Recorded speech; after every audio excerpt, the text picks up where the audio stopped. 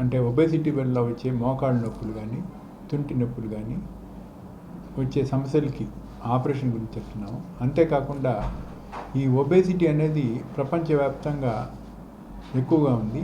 ఇండియాలో కూడా ఈ మధ్య పర్సంటేజ్ పెరిగారు. దీనికి ముఖ్యంగా ఒక చిన్న పరీక్ష ఏంటంటే బాడీ మాస్ ఇండెక్స్ అంటారు. ఇది అంటే మామూలుగా అందరికీ 30-35 లోపల ఉండాలి. మోర్ దెన్ 35 ఉండేవాడిని మైల్డ్ ఒబేసిటీ అంటారు. దానికంటే ఎక్కువ ఉండేవాడిని మార్బిడ్ ఒబేసిటీ అంటారు.